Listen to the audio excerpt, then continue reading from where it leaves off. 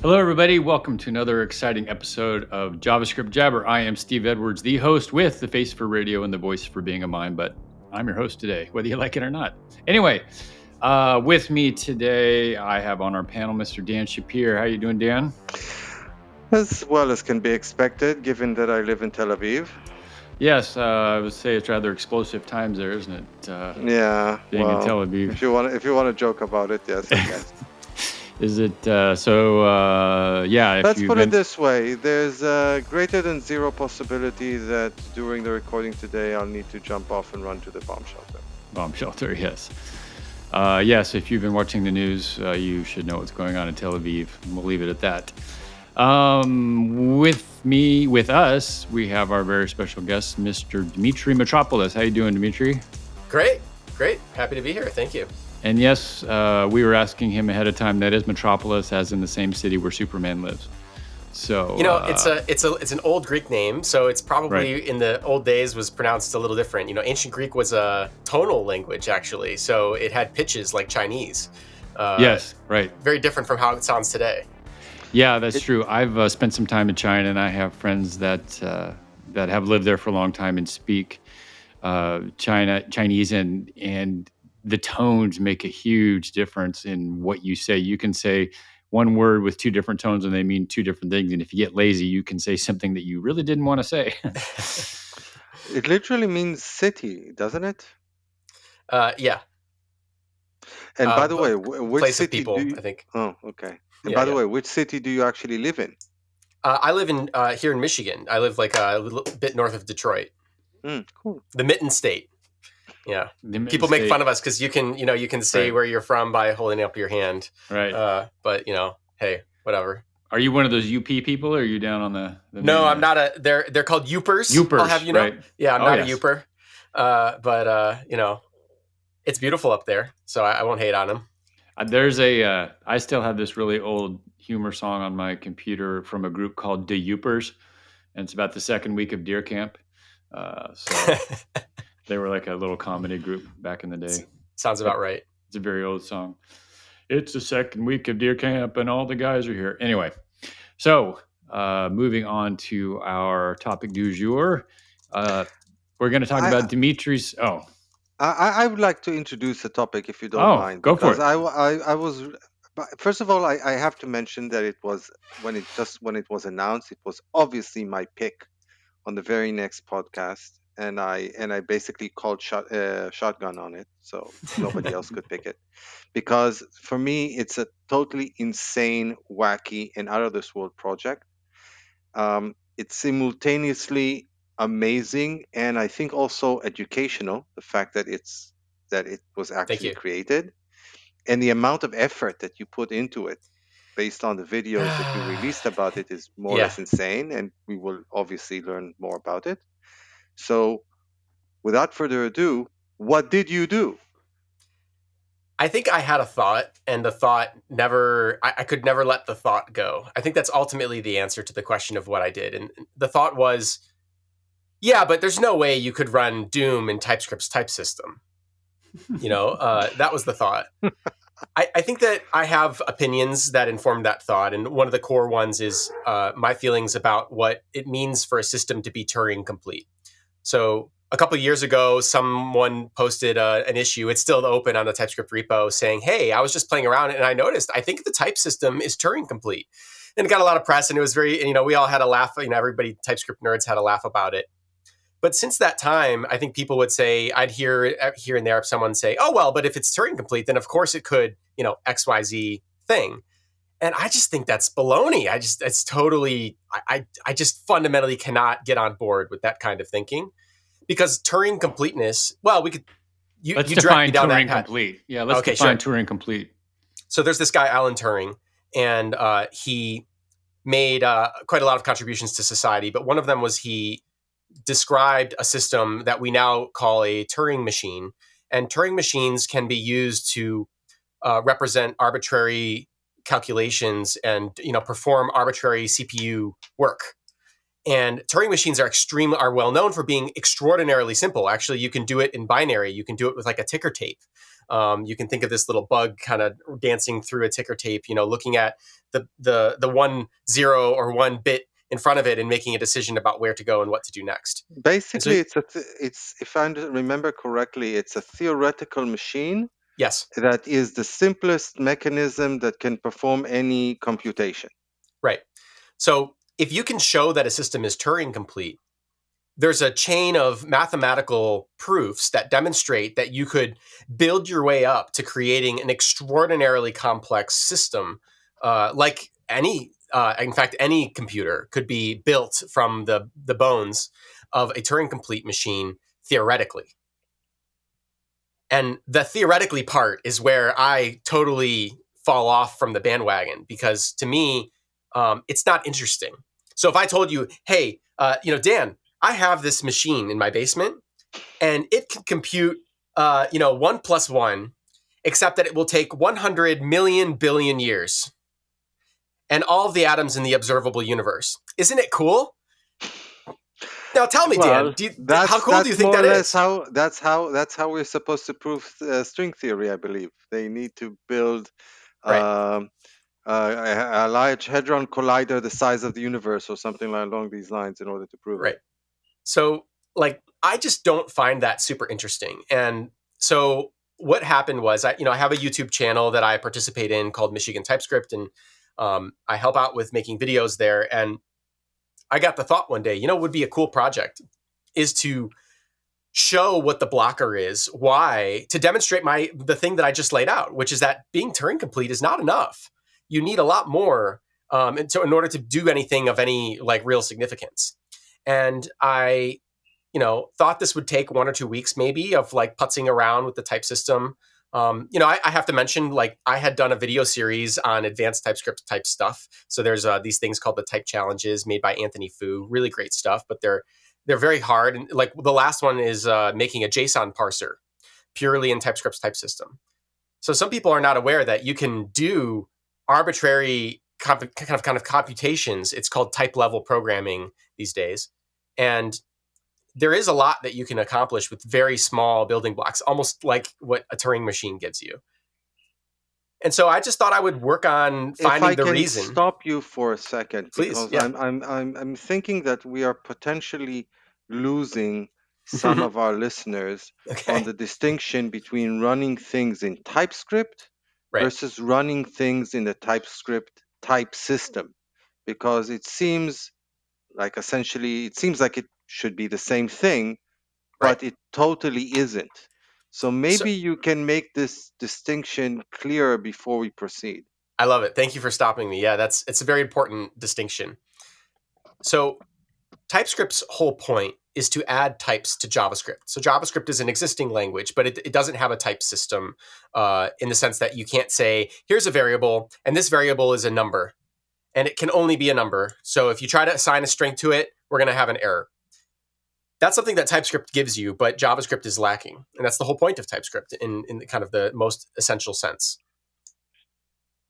Over the years, as TypeScript has evolved, there are more and more things that TypeScript has enabled you to do with the type system.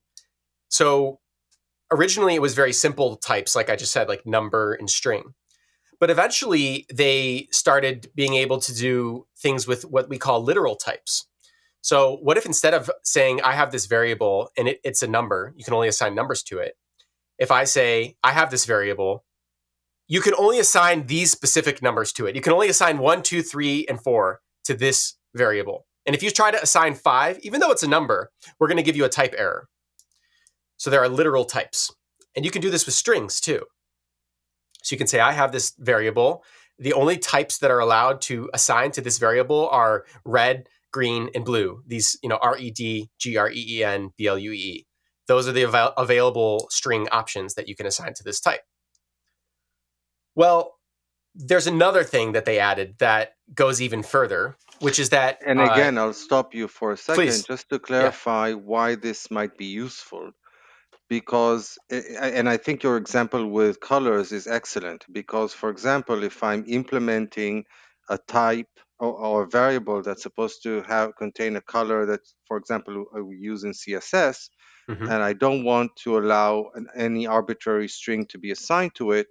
I want the static type checking to validate that at runtime, well, actually at build time, I'm validating that I can only assign specific string values to it. And if I try to assign a general string to it, I will get a development time or a build time type error. Exactly. Yeah. What if you you just have a typo? TypeScript is really amazing because it can keep these kinds of errors, this whole class of errors, out of your program. I write rad instead of red or something along these Right. lines. Exactly. Yeah. Perfect. So the second thing that they added is something called generics. Generics exists in lots of languages, but generics is a way to operate on types. So it's kind of like a function. You say, I'm going to take as a parameter some other function, like we were saying red, green, and blue. Okay, so I'm going to take some other type, and you can add to it, or you can change it, or you can inspect it and see what it does and do something different. So you can say, oh, if it's red, I'm going to return the number 1. If it's green, I'm going to return 5. And if it's blue, I'm going to return 1,000. You can do stuff like that. Is that is it an oversimplification to say it's almost like a class override in object-oriented programming, where you can take something and extend it? Yeah, but it's done at build time or dev time rather than at runtime. You're specifying the arguments to the type are themselves types. So it's kind of like its own programming language tucked away inside of JavaScript. It's like you have JavaScript and then you have this other language on top that allows you to kind of speak in these other terms. And it's often in reference to what the JavaScript is doing. I mean, that's the intention. I'd like to give another example. I'd like Please. to try to give another example that might clarify why something like this might be useful. Let's say I'm implementing a calculator, a hand calculator, and I want to do it in a type form, and I want to represent an expression. For example, I want to represent the addition operator. So the addition operator has something on the left, the addition operator, and then something on the right. And I can say that an expression is a generic type that has a number on the left and an expression on the right. So it's am I kind of getting the point across, Steve? Yeah, I think so. I mean, being the visual person that I am, probably easier to see some code examples, but yeah, I think I get where you're going. Sure. Yeah, so you can provide you can create functions that are kind of within the type system only, and you can create types that that are just artifacts of the type system that don't exist at runtime. So JavaScript is really weird because we kind of attached a type system to it later. I mean, this also kind of happened in Python, but it's a part of Python.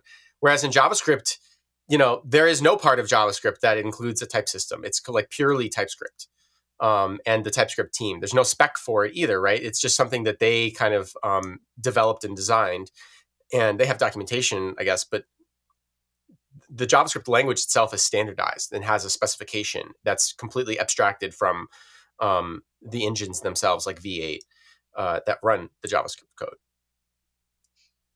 That's the ECMAS spec, right? Yeah, exactly. ECMAScript. That's the name European of the Computer Manufacturers Association. Yeah. That by the way, an anecdote. That's the origin of the acronym, but ECMA is no longer an acronym. They've turned it into the name. So really? Yes. So it's literally it's trademarked as ECMA. The word ECMA. That's interesting. I had no idea. Well, I'll put that in my bag of knowledge. bar trivia. Yeah, useless knowledge. Exactly. It's cool it's kind of fun to know this kind of stuff, though. So what happens is, similar to how we were talking about a Turing machine, as you start to have bigger and bigger building blocks that you construct, you can start to do harder and harder things. And my thesis was on this project, that may be true, but there's going to come a point when you hit some kind of immovable object. There's going to be some unstoppable blocking point where you can't continue pushing because you hit some memory constraint, or you hit some CPU time constraint, or you hit some issue that is just not solvable with the tools that we have today. Like maybe someday someone could do it, but I was sure that it would never be possible in today's TypeScript to be able to do something like run Doom. And we can get into like what does it even really mean to say that you ran Doom, and I can explain that. But that was basically the idea of the project.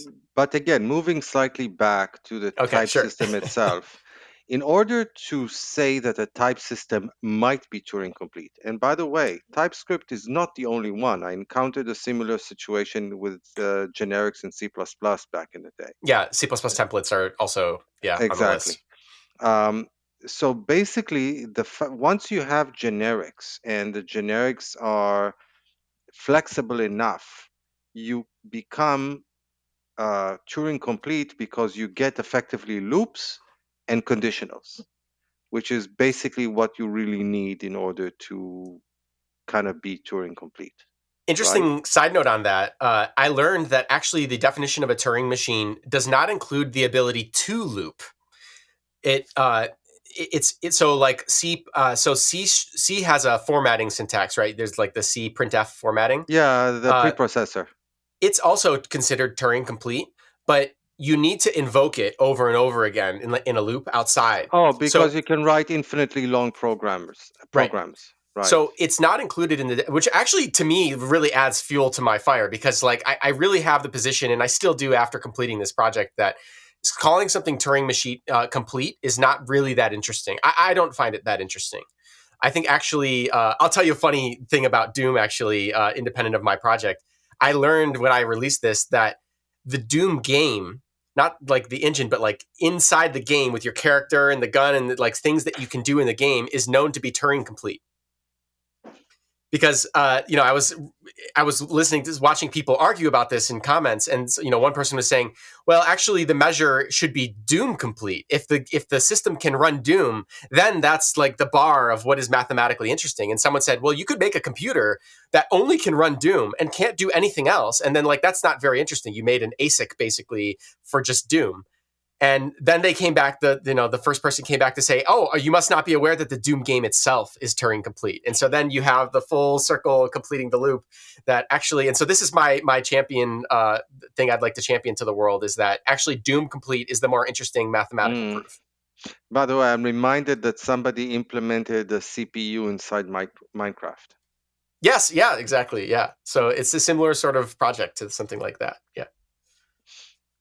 So going back to what we were saying, in the context of the quote-unquote Doom complete, the type system itself provides the building blocks for implementing conditionals and loops, right? I mean, conditionals would basically be, let's say, a generic type that accepts two types and then in a condition, and based on evaluates that condition at build time, and basically would return either the first type or the second type based on the condition. Right. Exactly. Yeah. That's basically the kind of core building blocks that you have. You have, and then from there. So what's funny is there's no loops in the type system, but there is recursion. So anytime you want to do right. So, but I'm saying there's no construct like in JavaScript. You can make a for loop. I know what you can make a while loop, but there's no construct of anything like that. But you can achieve it by making conditionals that have recursion inside of them.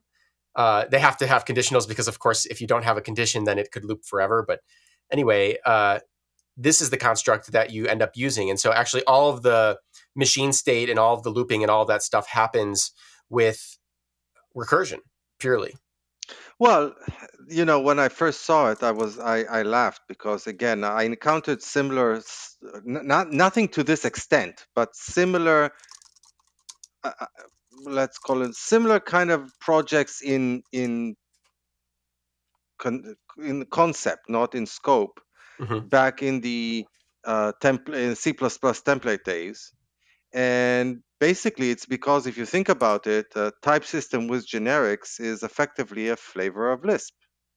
Yeah, I tell people that it's very much like a Lispy sort of thing where you also don't have statements. All you have is expressions. So you have a you have a sense in which you can create statements by having an expression that, is returned from something else. And there are some workarounds that I came up with, but didn't end up actually needing to use to kind of fake statements using generic parameters. But yeah, in the end, it's a very straightforward system. If you just think of it like Lisp, it kind of maps to that fairly directly. So basically, when you write a program, let's put Doom aside for a minute. Let's say I'm writing a much simpler quote unquote program in the TypeScript type system. Right. I run the program by executing TSC, right? Yeah. So you run the type checker. So there, the thing that we talked about in the beginning that keeps you from mistyping red or green or blue. That system is the thing that is actually running your, program, if you want to think of it that way. And the program is a type. So actually all of Doom had to be converted, in a sense, into a single individual TypeScript type. So that begs the question, again, before delving into Doom itself, Yep. How do you input or output anything? So ASCII art is the way that you output.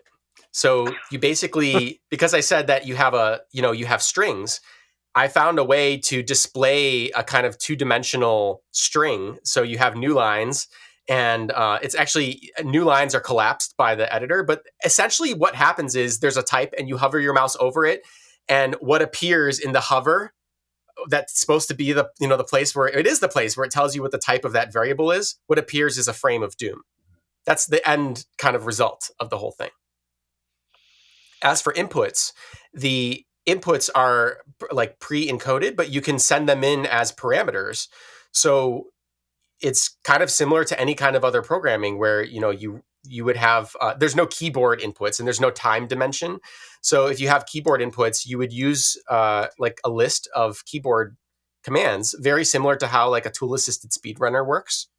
So you would just say, on this frame, do this, on that frame, do that. And it would take those on a frame-by-frame basis and execute those keystrokes. So I actually also did a version of Pong that is a simplified version of the whole system just to demonstrate how that works. And it's in the code base. Basically, you've got, let's say, the output is the display and the current state, and the input for the next frame would be the current state and whatever keys were pressed. Yes. And I air quoted keys. Exactly. Yeah, you got it. It's a functional. It's just like pure functional recursion state machine. Yeah. Hello, church. You know what I'm referring to with church? No.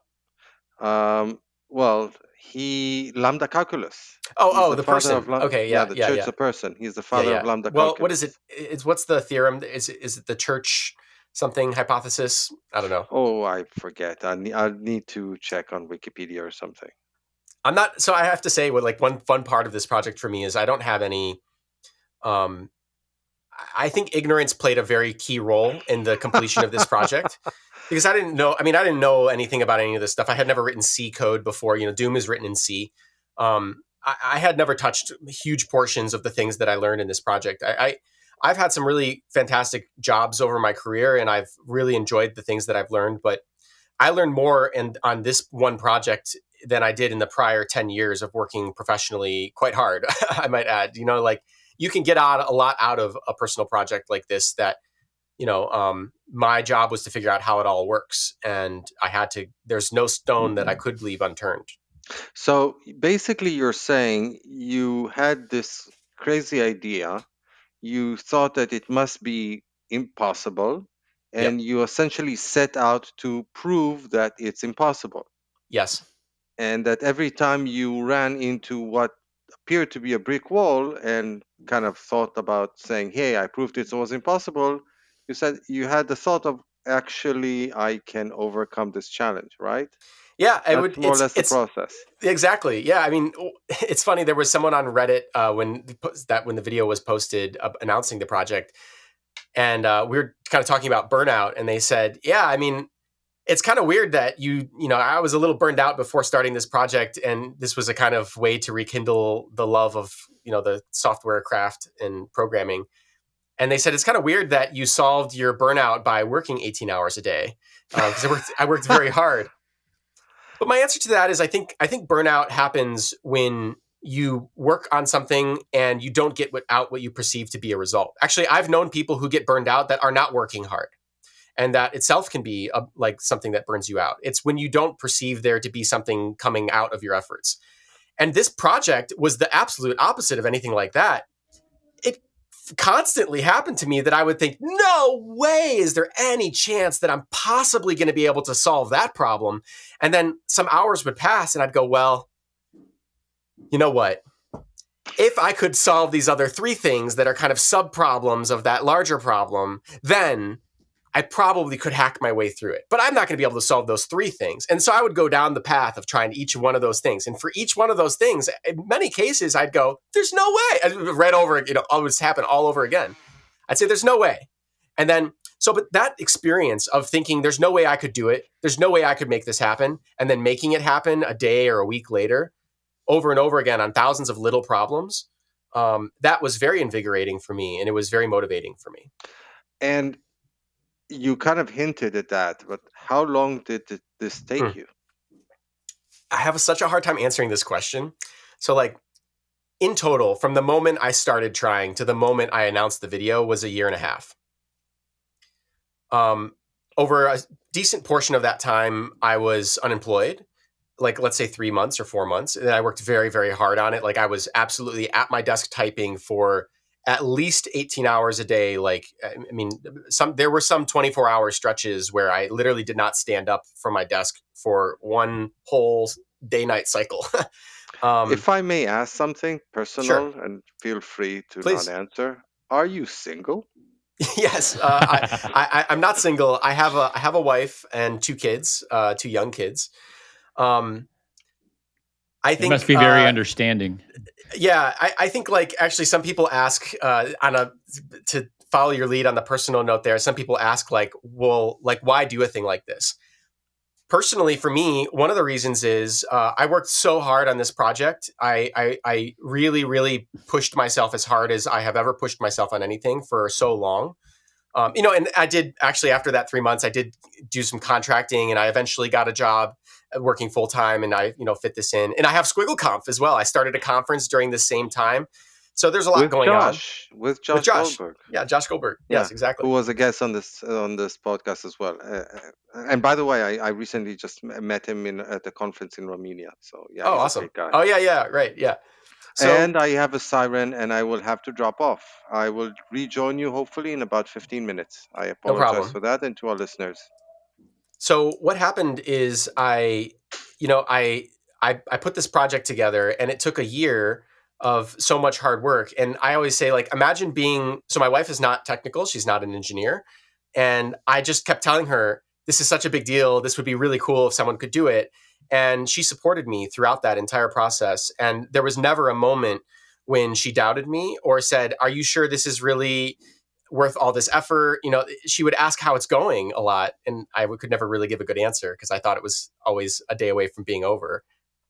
But for me, it did wonders for my marriage in a lot of ways. Like imagine the trust that's built over a project like that. And, you come out the other side successful and find out that, you look back and see that your partner was supporting you and picking up slack the whole way while you were, in your dungeon, coding for 24 hours straight without being, there were many nights where she would set a cold plate on the table next to me because I missed dinner. And then she would come back and, these moments are temporary. I spent quite a lot of time with the kids and the family, but for me, it's very hot and cold. And when it's hot, it's burning hot. And when it's cold, it's ice cold. There were also days where I didn't touch it.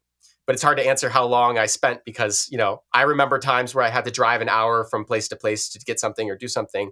And I don't even remember the drive because the whole time I was just thinking about like some algorithmic challenge or some process that I had to work through with this problem. And it's tough to put it into numbers. Yeah, that's the answer. So it sounds like you were pretty bipolar about it, huh? I mean, very hot, I don't know, and very cold. Yeah, that I suppose. Yeah, well, I mean, like, I don't know. I don't think I have a diagnosis or something like that, but it's just I don't find it difficult to focus for long periods. I've always been that way. But I also don't find it hard to it just depends on what mode I'm in. But I find it very easy to switch into a mode where it's like hyper focus, and I find it also easy to switch into a mode where I'm doing 10 different things at once, and like none of them really get the attention, primary attention. Yeah. That'd be the way I would put it. Yeah. So, so other than wanting to achieve fame so that you could be on this podcast, I think of the quote, Edmund Hillary, "Why did you climb Mount Everest? Because it was there." So does this? I'm trying to think how to ask the question. So now that you've done this, does this give you skills you think that serve you, in job hunt or job? Is it just more for personal satisfaction? Like, hey, I did something that I thought was impossible. Right. Or, what's the worldwide fame that this I'll has tell brought you to you? I'll tell you the truth. The truth, it's hard to explain this without making myself sound like a total psycho. But the reality is, the way that I'm built is, if I had completed this project and closed my laptop and never spoke of it again to anybody, and like maybe my 4 or 5 closest friends know that I'm working on it, but then like the world never heard, I would probably have been like 95% as satisfied as if like what I did end up doing, which is like announcing it and open sourcing it and getting it's brought me a lot of recognition, which I'm very happy to have. But I didn't do it for those reasons. I did it because I think I was born with the "how hard could it be" gene. It's kind of like what you said with the Mount Everest quote. Just I thought it was. I also, the ignorance played a huge role, because I frequently thought I was just on the very cusp of hitting the problem that I thought would end the project, because all I wanted was to end the project. I didn't want this to work. I never believed. It's funny. I have lots of recordings of me working on this because I knew I might make a video, and there's a recording of me the moment that the project succeeded, that the frame of doom rendered, which took 12 days of running the type checker in like 177 terabytes of TypeScript types, and it's like a whole thing. But it's interesting that like it's kind of hard to pick out what, like, if I showed somebody the video, it's just like 4 minutes of me staring at the screen in silence, just like in disbelief. I mean, I could not believe that it worked, because I never believed that it would work ever, until I couldn't deny it anymore because it was already done. And so it's one of those things where if I had known better what I was getting into, I would never have started. And hindsight 2020. Yeah, I mean, I think anybody, and I have friends who are like, I think are much better engineers than I am, that are much more experienced in some sense than I am with these kinds of systems level programming tasks. And many of them told me, like, why are you doing this? This is not going to work. How could this work? And I'd be like, yeah, I believe that it won't work as well. I'm right there with you. I also don't think that it's going to work. However, turns out it did. Yeah. Yeah, it's funny. I'm thinking of Dan's question. So I'm looking at our programming thread on Reddit with this video. Like, first question is, what kind of daily occupation or regular financial backup support do you need to have the guts to invest 6 months into a joke? It is a joke. Yeah. I mean, I think like what's funny about the way that this works out is, I said the little, personal tidbit about my marriage, but actually from like a career standpoint, what I learned in this project I am so much more capable now than I was before, because I had never written C. Now I've written tons of C. I mean, for me anyway, I've written many, many, many tens of thousands of lines of C and worked with C and refactored C code bases and LLVM. I didn't really know what LLVM was, but now I know quite a lot about the internals of LLVM and how it all works. Also WebAssembly, we didn't touch on it yet, but the way I actually physically achieved this goal was by building a WebAssembly runtime purely in TypeScript types, compiling Doom to WebAssembly, and then running that in my runtime. And so because I built a full WebAssembly runtime from scratch, like there's like 160 instructions that I implemented. And when I say from scratch, I have to remind you, like, there's no addition in the type system.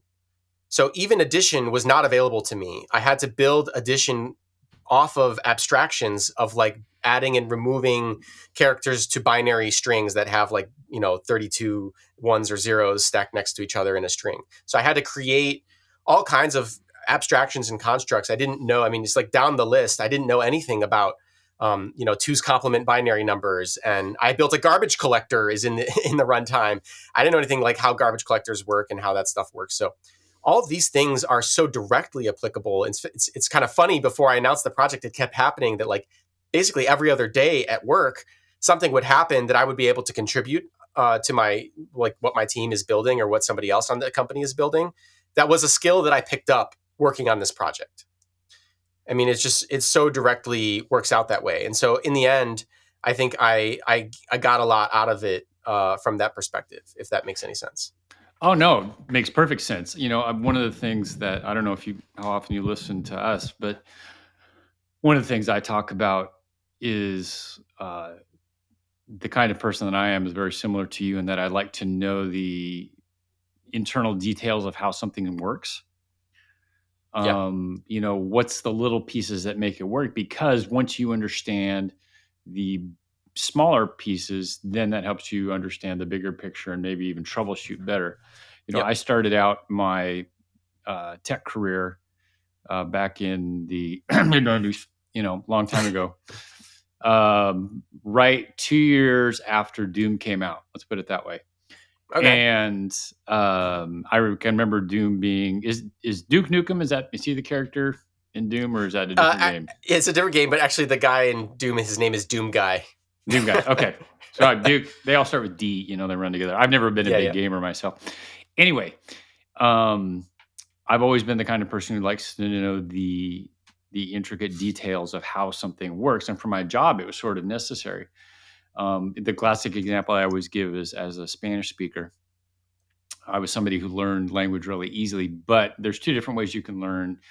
I think that you can learn a spoken language, more so than like a programming language, where there's, the conversational people that, you take a conversational Spanish class and learn how to speak phrases and stuff. And you know how to say what you're saying, but you don't really understand the building blocks. Whereas the way I learned it was learning the building blocks, verbs, verb conjugation, which is sort of the crux of any language, right? Nouns and all the different verb tenses and that kind of stuff. So I understand it. So then once I have the building blocks, then I can piece things together and make a more complete whole. I'm waxing eloquent here, but I just started a new job this week in a new company, and going through the interview process, which is long in itself. One of the questions I got was basically I'm trying to remember how it was phrased, but how do you troubleshoot? How do you troubleshoot? How do you figure something out? What's your tools? And my answer was the best way to be able to do that is to know the system, right? If you know your system, you can spot when something's wrong, as compared to trying to figure out, well, this must be this here, this must be there. If you know how it's supposed to work, then you can identify when something doesn't work.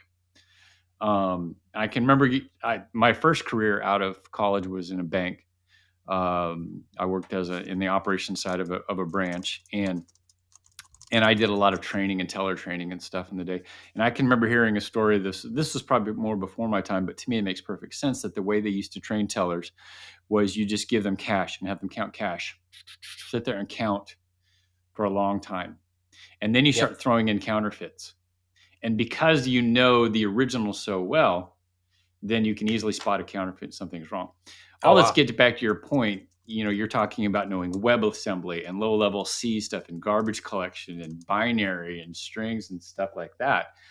That if you know all those little pieces, all the details, then you can easily build something, and two, you can spot when something's going wrong.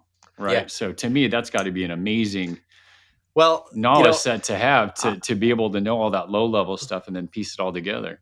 Welcome back, Dan. And I'm back. Yeah. Did you miss me? Yes, we did. You were gone? Okay. Anyway. Happy to report that apparently nobody was hurt in this barrage. All right. Good deal. Yeah. So. Well, anyway. I mean, I was waxing eloquent about knowing the details of the system based on what he learned from this project. So. I think it's actually a perfect segue. Something that I hope people take away from this project is it's such a complex system that there's no way I could have kept it all in my head. And I knew that from the very first commit, from the very beginning. I knew if I ever really get far down, if I hope I find an early stopping point, but if I find a mid stopping, like I never thought I would get to the end. So that was like never on the table. But I thought even if I get to a midway stopping point, I will need to have an extremely extensive test suite. And so the way that I set it up is basically I run the same set of inputs against all these programs that test, because I told you there's like 116 instructions that I had to create in the WebAssembly runtime. So the system is set up to test the same inputs in that runtime 6 different ways. And so I'll say them very fast. The first way is just, let's say the numbers are 1 and 2, and the operation we're doing is addition. So we run 1 plus 2 in JavaScript. So, okay, that's fine. We run 1 plus 2 as strings, as binary strings in JavaScript. That's fine. We do it again in TypeScript types purely. So we have a TypeScript routine that can do binary arithmetic, but it doesn't know anything about WebAssembly. It's just very low level. We do it again with decimal numbers in JavaScript, which actually under the hood converts to binary. That's 4. Number 5 is where it starts to get really interesting. I take those numbers 1 and 2, and I hand wrote a WebAssembly program that is 4 lines long and basically just does that one instruction. It takes those 2 parameters and does that one instruction in the simplest way possible. And then number 6 is where the rubber meets the road. I run that same set of inputs in my WebAssembly runtime, which itself is pretty simple, right? But it's taking that WebAssembly artifact that I also ran through the JavaScript WebAssembly runtime that ships with Node, and JavaScript is built into the JavaScript system. And this was the method by which I discovered all kinds of things that I had bad assumptions about. You say assumption, but it's like unknown unknowns, things I didn't know that I didn't understand. And, some of them got pretty far. You may have heard of little endian and big endian. I had heard those words before, but I didn't really understand what they mean. And I accidentally, you have a 50-50 chance of implementing a system one way or the other if you're packing bytes into a memory object. And I accidentally implemented the whole system big endian without knowing it. And it was actually my test suite that uncovered this for me. Once it works out that if you you pack all the bytes in reverse and you read them all out in reverse, you can get away.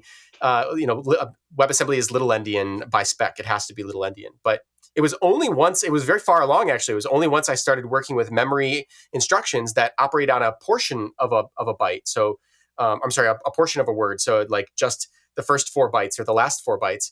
Then I started to get really weird results and I couldn't figure it out. And so I fixed it. And then later I was like, wait a second, is this what endian this is? And I Google it and it's like, oh, that's endian. So now I'll always know for the rest of my life. So now if you Google it, do you know where the terms come from?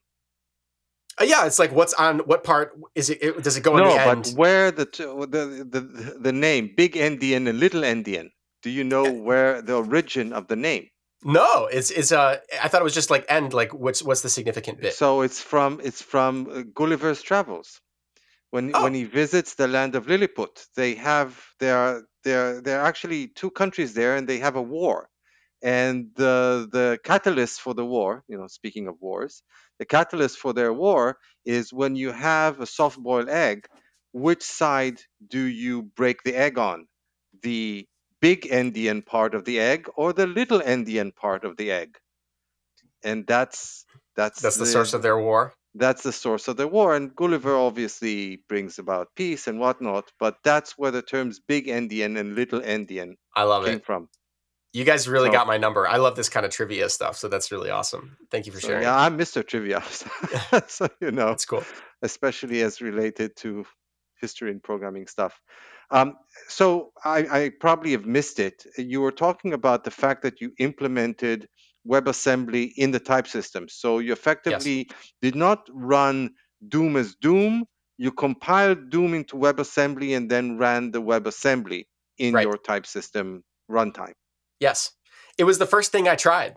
Actually, a friend of mine said, hey, who's very smart in these things, he said, you could probably do a Clang compiler target. And I was like, okay, I don't know what Clang is. I don't know what it compiles, and I don't know what a target is. But I started looking into that, and eventually, actually, it's what the funny thing is later I learned quite deeply what Clang is, and I worked a lot with Clang and different C compilation tools. But yeah, in the end, I tried WebAssembly and it never stopped working. So some people ask me like, what was your process for selecting WebAssembly? And it's like, it's the first thing I tried. I had never worked with WebAssembly before. I had no context or exposure to it whatsoever. This was the beginning. Yeah, to me, a clang is always just a loud sound. Yeah. Well, yeah, it's a C-lang compilation target, basically. It's the output of LLVM or something, right? Yeah, it's a C compiler based on LLVM. It's part of the LLVM project, and it's very closely tied to that. Mm-hmm. So essentially, anything that can be compiled down to WebAssembly can actually be run theoretically, at least on your system. Yep. Super cool. Yeah, I mean, it's funny. Like I showed this to a few people before it was public, and there were about 2 people who had the reaction that like, Dimitri, you're like vastly underselling what this is by talking about and like focusing on Doom. You're ignoring the fact that you built a full web, like I can run Pong, I can run Tetris, I can run Pokemon, I can run anything, not just games, but you can do any kind of arbitrary WebAssembly computations with your system. And yeah, that might be true, but Doom makes a better headline. Now, again, I apologize if this is something that you spoke about while I was otherwise engaged. No problem. I understand that you actually had to modify the TypeScript compiler a little bit. Yeah. So it was always very important to me. Like, so I'm a TypeScript nerd. I mean, I'd love not to be some days. I actually prefer Rust quite a lot, which some people find surprising. TypeScript is definitely not my like favorite language to write in. It's just the thing that I've written the most in and have the most familiarity with. But in the end, I tried pretty hard to create something that doesn't know anything about Doom and doesn't know anything really about TypeScript internals. And there are limits in the TypeScript type system that try to keep you from doing things like this. So there are we talked about recursion. Okay, so TypeScript has a recursion limit. It's arbitrary. It's completely arbitrary. It's 100 recursions. If you make a type that recurses 100 times, TypeScript will stop and report an error. And that's just a thing that they built into TypeScript to prevent runaway, complexity, that you like accidentally do some kind of matrix multiplication of, wide types, and you get this like really crazy thing that takes so many, could take years to compute or whatever. It's just a safety check. It's a safety guard.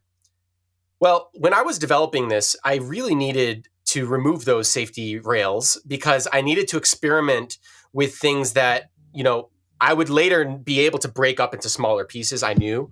But like when you're in the weeds kind of trying to shoot around ideas about how to work on something, it's kind of nice sometimes to like let it be dangerous. And so I modified, I patched, it's just like 10 lines of patches. It's not anything major, but there are these, like you'd think like, okay, if the recursion limit is 100, does that mean there's a place in the code base that says like, number of recursions equals 100? And yeah, there is. So I just went to those places. I found those limits whenever I hit them, and I just changed them to like infinity. So for example, probably also the number of types that can exist in the system. Right. Is a guardrail you had. Yeah. There's a type instantiation limit. There's a couple limits, and so these limits are kind of core to the TypeScript system, but they're totally arbitrary. And it actually does work without, like, the final thing that I created will render the frame of Doom with vanilla TypeScript with no limits removed. But it was just very useful while I was working to be able to kind of like soft remove those limits. So, So how long does it actually take to render one frame of Doom on your computer? Yeah, so it took 12 and a half days to render the first frame. And it was very important to me. Actually, I did a little squirrely business inside of the Doom code to make sure that the first frame is inside of a game level.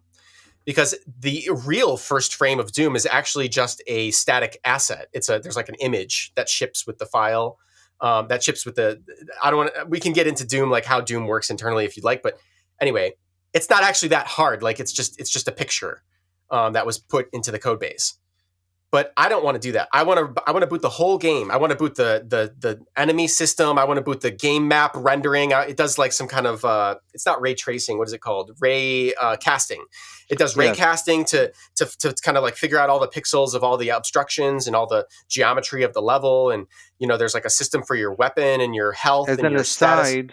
As an aside, I need to mention that way back when in the day, in the 90s, I actually worked at a gaming company, and I literally implemented the Doom ray casting algorithm for the game that we developed. It was awesome. kind of like a multi-user Doom game. So I basically found pseudocode description of the algorithm. I figured it out. I implemented it in C. It was too slow, so I actually then compiled some of it into assembly language and hand optimized the assembly language that came out. So this was obviously from my pre-JavaScript days. So I'm kind of familiar with some of the stuff you're talking about, even though it was a long time ago. So you picked a random frame inside the first frame inside of the level, and then just rendered the first frame. Right. You can actually change the game asset to force you into a level and immediately. So that's what I did. And if it ran for 12 days, how did you know that it wasn't just stuck? So funny story. The run that succeeded was about the 18th or 20th run. I stopped counting after 11. So I mean, it took almost a whole year to get to the point of like being able to even try to run the because the game is very large, right? It's like kilobytes of or actually megabytes rather of JavaScript. Of TypeScript types in one file. It's not like these systems are not made to handle megabytes of a single type being megabytes long. And so it took a long time to get to that point. I mean, when you build a system this way, you kind of can't run it until you've implemented all of the instructions, right? You like even if there's one, if you have 115 out of 116 instructions, like you will. What happens when you get to that instruction you haven't implemented yet is the system will crash. And so it took a long time to get to that point. But once I got to that point, it did infinite loop multiple times. I kept track of the runs and I was monitoring their progress, like how many instructions they had gotten along through, and I implemented a system that would kind of dump what it was working on to disk temporarily so that I could like take a peek at what it was working on and see like how it was going. So it was a long process of getting to that. And I didn't really think, speaking of family stuff, it's funny how life happens, but actually the final successful run was spun off on the night of Halloween, 2024. And I was running out the door and I thought, I'll start another run because the previous one had failed earlier that day. And we were going to go trick-or-treating with my kids around my neighborhood. I thought, I'll just go push play. I'll come back to it. It's probably going to feel like I had long given up on it, the idea that it would just work by that point. And of course, that was the run that, eventually succeeded 12 days later. What can you describe your reaction when you got the result? Yeah. So I was saying while you're gone, but it's fun to talk about. I genuinely, in my heart of hearts, never believed this would be possible. I never, at any moment, believed it until the very last millisecond when I couldn't deny it anymore. I mean, I was recording the screen and I recorded myself working on this throughout the project, and that was part of what was in the video. And there's more that I'm planning to release on this, but it's funny to watch back the video because it would have been nice if I had some kind of like big reaction, but I was just stunned. I was just like immobilized, and it's like 4 minutes of silence. Right? Yeah, it's just like total disbelief and shock. And actually, you can see my eyes kind of darting around the screen, trying to find a place where like it didn't render a column in the level or something, some geometry.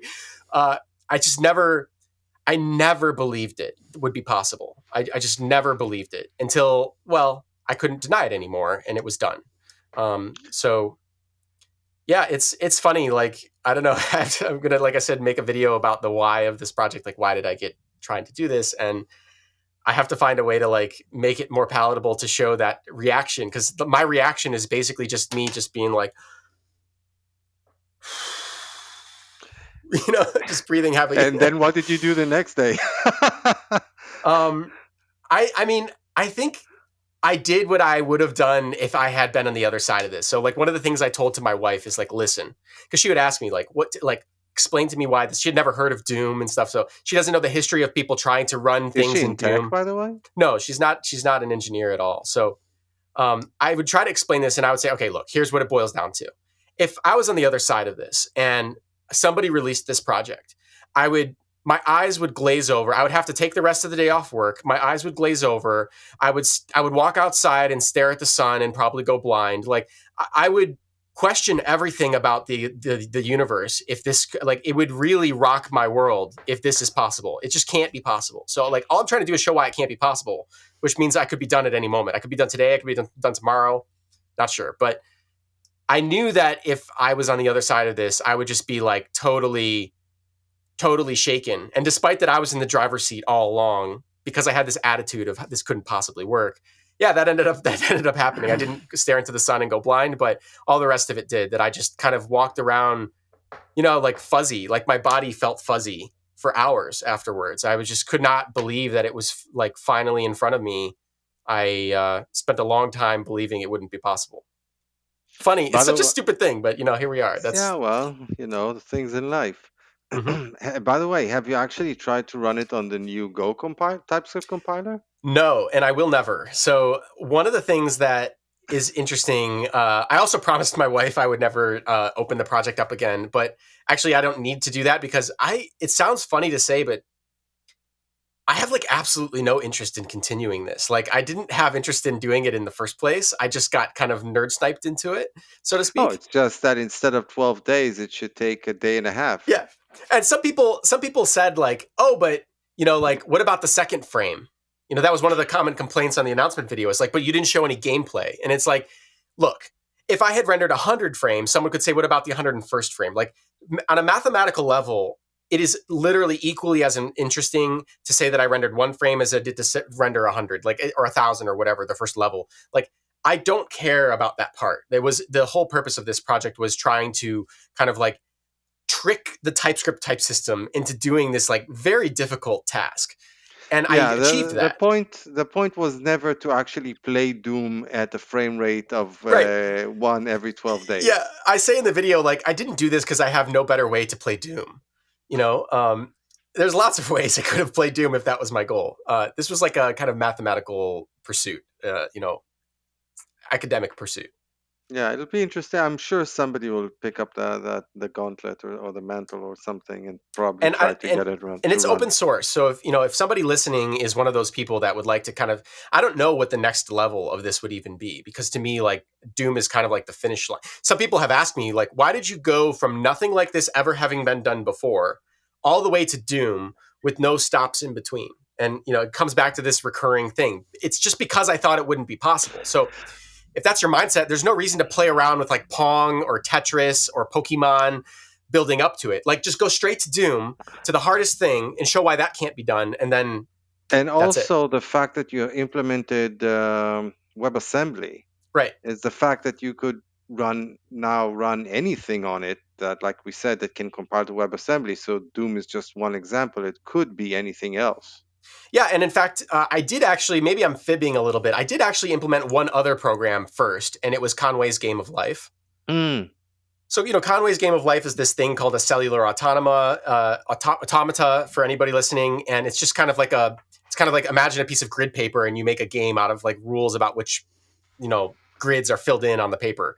And I wrote that in C, so that was the first C program I had ever written, and that completed in January 2023. So from January all the way until November was how long it took. Like it was a pretty full functioning system at that point for the instructions that Conway's needed. And again, I wrote it in C, not in straight WebAssembly. So there's actually quite a lot of instructions. There's like, let's say 80 instructions or something like that Conway's needed. But it took a lot more to get Doom running than just that. There's quite a lot. The last 20, the thing about software projects, well, I guess projects in general, is that 80-20 rule. The last 20% takes 80% of the time and effort. Yep, basically. definitely was the case here. Oh, super cool. So, and then you basically just put it aside and continued with your life. Yeah, I haven't touched it, not one bit, since the day of the announcement anyway. I had to like rework the README. It's funny, I committed a lot. So if you read the commit history, it looks like I'm totally out of my mind, which maybe you could argue that I was while I was working on it. But it's a lot of like capital letters and exclamation points and a decent amount of swearing. And actually I have a sort of self-deprecation, I find self-deprecation very motivating for whatever reason, and so like in the code base, it's like there's a lot of like, "You dummy, what are you doing?" type of comments and things. But whatever the case may be, it was a solo project, and you don't have to follow all the rules you do at a project at work. But yeah, Now, I haven't touched it. when it came out, you spoke with some TypeScript or web Yeah, personalities. I recall from your videos, in particular, your conversation with Anders. yeah. So Can you tell us a little bit about that? yeah, that was a really awesome moment. So because of the channel and work that we'd done on Michigan TypeScript prior, I had an opportunity to do some videos there. I think probably 5 members of the team have been on the Michigan TypeScript channel for various, it's always very nerdy things about interviews about TypeScript or trying to solve particular type challenges and stuff like that. And so I had been asking them about, hey, it'd be really cool, because when I showed it to people privately, people had said, "Hey, I wonder what Anders, the creator of TypeScript, thinks about this." And I would say, "You're not going to be the only person wondering that. I'm going to try." And so I tried and tried and tried, and eventually they said, "All right, we'll throw you a bone." And Anders, I'm very gracious that he took the time to meet with me, and I had a chance to show him the project and kind of give him a demo of it. Yeah, Yeah, I'm literally an Anders fanboy. most of us are. Yeah, Well, in my case, it goes even further back because he's not only the guy that created the TypeScript, he's also the guy that created C Sharp. and Turbo But Pascal. yeah, and that's the thing. Oh, Actually, God, that brings back some memories. I can't believe that I forgot to say this to him when I met with him, but I was just so nervous and starstruck. But Turbo Pascal is actually the language that the original Tetris was first implemented in. Really? Turbo Pascal is the programming language that made me a programmer. I literally ran Turbo Pascal. For our listeners who don't know, Pascal is a programming language originally created by Nicholas Wirth for teaching computers. It's a typed programming language. It's based on the Algol family of programming languages. But my point was that up to that point, I was writing ugly basic stuff, and then this thing comes along with an integrated IDE and a super fast type safe and a compiler for type safe programming language. So I literally almost overnight went from being a hobbyist to an actual programmer, and Yeah. it's Wow. really thanks to Anders and Turbo Pascal. What's funny It was about an that is that amazing system. when I was in college, so I graduated college in 91, and I took a basic class, I want to say 89, 90, I think. I remember programming in basic, and then I took Turbo Pascal my senior year, barely passed by the skin of my teeth. I mean, I barely passed. And I can remember, and this makes me laugh today, I can remember having problems getting my head around things like arrays, and we had to come up with this card game for our final project, and I barely did the minimum, didn't even did that. And there was this one girl in the class who aced it, and she had gambling, and you could place bets on things. It just totally blew away. And then I got into PHP later and lived in arrays for a long time, but oh man, Turbo Pascal brings back either So he did memories Turbo and Pascal. nightmares at the same time. Yeah, so he did Turbo Pascal. He did Delphi, the Delphi programming language. Then he created C Sharp, and now TypeScript. He's one of my dev heroes. Interesting. It was a big moment. Yeah. So we're sort of running out of time here. So before we wrap up and move to picks, is anything else we didn't cover that you wanted to cover, Dimitri?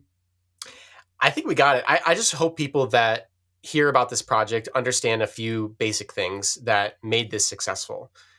Contrary to most ways that we like to think about, building complex systems, If I had sat down to make a plan, this would never have been possible. I just put one foot in front of the other every day, and I kept notes about what I needed to do next as I went. But I never at any point had a big grand plan about how to do this. And it was probably not even possible in my case because I would never have been able to know what things I would hit. So in And other but I words, didn't it let was that. more of an agile methodology than waterfall. I don't know. Those are both trigger words for me, so I can't comment. But but I think that sometimes people struggle with motivation to try, and I think that trying is all you need to do in a lot of cases. I never got down on myself about failing because the definition of failure was built into the thesis. I was trying to fail. I was trying to fail. I was trying to make it not work, and just trying to find why it can't work. And I think that I learned from this, and I hope people can get from it that I said earlier in the call that 95%, I would have been 95% as happy if I never told anyone about it. The 5% is I really do get a lot of enjoyment out of people, have reached out to me privately and online and stuff saying like, I, because of this project, was inspired to pick up some old project that I had given up on, and I'm going to give it another shot. And I hope people take that away, and that's like really the main message I want to leave people's minds having. One Yeah. more important thing that you said, that I wanted to call out because I think it was very insightful, is about taking big problems and breaking them down into smaller problems Yep. and doing this project process recursively. Yep. And I think this ability of breaking down difficult problems into smaller, more manageable problems, and then composing the solutions back in order to solve the original big problem is what makes an engineer, really. Yeah. This ability to me is at the core of what we do. And it was really insightful for you to bring that up, and really important, I think. I couldn't agree more. Yeah. I love it. Alrighty. So with that, we will move on to picks. Picks are part of the show where we get to talk about anything we want to talk about, whether it's tech or non-tech related. So Dan, I'll have you go first today. What do you have for us besides sirens going off in the background? Well, my pick will actually be in this vein. So, without going into the details of what this war is about and whatnot, we are living in a situation where in Israel are having large missiles being fired at us, and by large I mean something like 1,000 pounds warhead of full of explosives. That, as you can imagine, that can cause a lot of damage. And what makes a huge difference is the fact that we've got the system in place for intercepting and shooting down missiles. It's not a foolproof system. Such systems cannot be foolproof by definition, but it's very effective. It's something like it has an effectivity of something like 90%, which is like huge in these types of scenario. If you think about the fact that around 30 people have been killed in Israel since this thing started, think of, they make it 10 times bigger or even more. That would be, yeah, devastating. The reason that I'm picking this is that I'm proud to say that in my background, I was actually involved with the creation of these systems way back when I actually served in the IDF. I served for several years as an officer in the Israeli Air Force, and where I primarily served was at the Air Force Test Range, where I was intimately involved with the development of the Arrow system, which is that part of the multi-layered missile defense system that actually is intended to intercept and destroy the ballistic missiles. Is Most that people Iron also Dome? no, so most people are familiar with Iron Dome because it got a lot of press and it's got a cool name.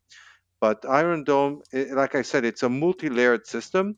Iron Dome is actually for the lowest layer, so it's Hmm. against mostly against rockets. So when Hamas was firing rockets at Israeli cities, those were intercepted by the Iron Dome.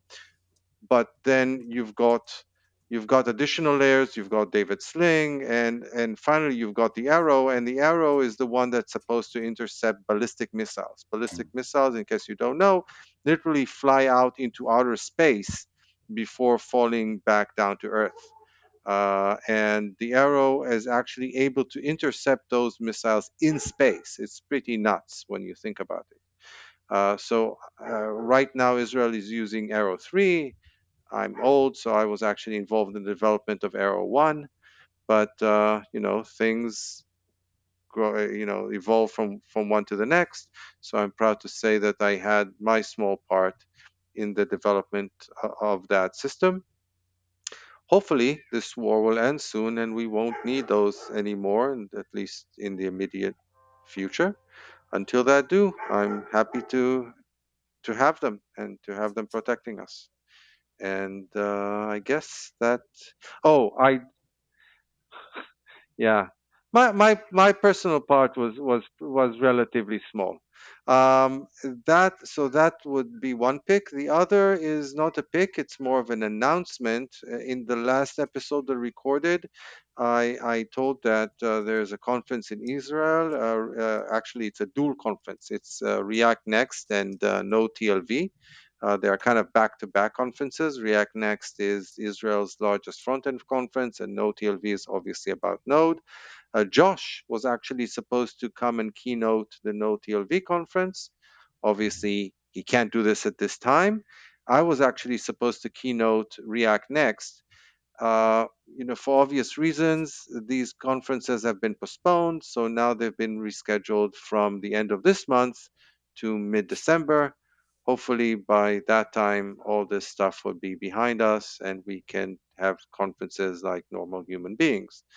And that would be my announcements and picks for today, I guess.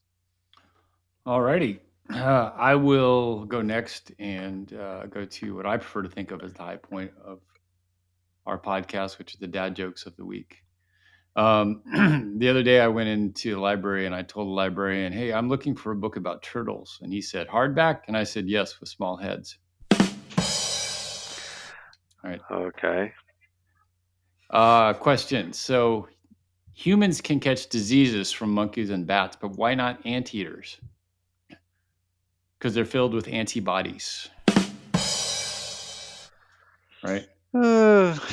Okay. And then, Yeah. and then one day, I made a call and I said, "Hey, is this the gambling addicts hotline?" And the operator said, "Yeah, how can I help you?" I said, "The dealer had a 10 against my 16. Should I hit or stand?" Right? Hmm. I was asking for help on gambling. Anyway, Yeah, I get it. okay. Dimitri You looked know, a little confused, so I I wasn't don't think sure. I think I still don't get it, but Well, maybe that's part of gambling the addict process. hotline, you called to get help to avoid gambling, but I was calling for help on a I hand whether can I should tell a hit. funny story about the fact that, and this is a true story. So, the company that I used to work, we would go out to eat lunch at some restaurant, and we would go there pretty regularly. So we got into kind of friendly terms with the owner, and he would come and sit with us when we arrived. And he liked gambling. He would literally, when he could, go out to some casino to play. And he told us about how stupid some of the other gamblers are, that he was at the roulette table and it came up black like 4 times in a row, and one of the other people put it on black. They bet on black again. He said, "What's the chance of having coming black 5 times in a row?" And we didn't want to correct him because we didn't want to get poisoned the next time we came to eat or something. So, yeah. But yeah. All right, Anyway. Dimitri, your turn. I'm going to give it up to TS Morph. For those of you who haven't seen it, it's a project that allows you to do conversions on the kind of AST. You can describe changes and refactors to a project based on its AST, and it's a pretty cool project. And I don't know, I like it. It's the first thing that came to mind, so I thought it'd be authentic if I just tell you what is on my mind that I like. Let's see. Is that the pick? Wait, is there two things I'm supposed to pick? You can No. pick whatever you want. I Oh, okay. expected you to pick SquiggleConf, by the way. Oh yeah. Okay. So, hey. Okay. Great. You read my mind. Also, so we've talked about Josh Goldberg. Well, we read your shirt too. Okay. Yeah. So before the call, I was saying at SquiggleConf. So I run a conference with Josh Goldberg. We're co-founders of SquiggleConf, and the name is such because it's a dev tools conference. So there's lots of people that are making dev tooling, and that's their kind of bread and butter, even internally at a company, but externally, library authors and stuff like that. And SquiggleConf is a place for those people to get together and ruminate in the things that they learned building these tools. It's a cross-language conference, so it's not a TypeScript conference only. We have representation from Rust. Last year we had Zig. This year we're having Gleam as well, up-and-coming language. C++, C# is also represented. Go, there's two talks focusing on Go this year. So it's a really cool opportunity to get experience and exposure to what other communities and other languages are doing. And we're very passionate about it, of course. You have to be to run a conference. But I didn't even realize that I didn't know that we were even being video recorded today. Last year at the conference, somebody spilled some coffee on a bunch of SquiggleConf 2024 shirts. And so we couldn't sell them. And so now I have like 5 SquiggleConf shirts, which means that when I reach into my drawer to pull out a shirt in the morning, there's a abnormally high chance that I'll pull out a SquiggleConf shirt, which is they're very comfortable, so it works out. A little bird just mentioned, a little bird called Josh, just mentioned on our chat that you have a great dad joke about Richard Nixon. I don't have a great dad joke about Richard Nixon. Working at a restaurant? I don't know. Uh-oh. Yeah, Uh-oh. I don't know. I'm sorry to disappoint you, Josh. I may know and have forgotten. I'm not very funny. Maybe I can own that. Oh well. By the way, also, I highly recommend people watch the videos that you created. Where can people find them? Oh, well, sorry, one last thing I forgot to mention. So SquiggleConf this year is in Boston on September 17th and 18th. It's a really cool venue. It's in the New England Aquarium, and there's a big IMAX screen, so it's like super comfortable. And it's a 2-day conference this year. We just this week announced all of the speakers and all of their talk topics. So you can go read the list. Just go to squiggleconf.com, SQUIGGLECONF, and you'll find all the information there. So please take a look. Also, in kind of parallel to that, yes, I run the kind of video aspect of Michigan TypeScript, but there's lots of other people involved with Michigan TypeScript. Is this other project from my home state here in Michigan? We have a meetup that meets once a month. Actually, we're meeting in 2 weeks from yesterday, and we're going to be definitely represented. We have a few people coming out to SquiggleConf as well from Michigan, so it's a good time. I enjoy this kind of stuff. Labors of love, you know. So I have, as a homage to Josh, he basically wrote out the joke in the Okay, chat. all right, let's hear it. So turns out that Richard Nixon worked at a restaurant. Apparently, he mostly worked front of house. They offered him a space in the back of the house, like working food prep and culinary work, but he declined, saying, "I'm not a cook." That's a joke. That was a long road to hoe for that one, but we'll give it to you. Okay. We'll give it. It's not me, it's Josh. Yeah, right. You know? Pass the buck. All right. So with that awesome dad joke, we will end this episode of JavaScript Jabber. Thank you, Dimitri, for coming on. Thank you, Dan, for joining us, sirens and all. And we will talk at you next time on JavaScript Jabber.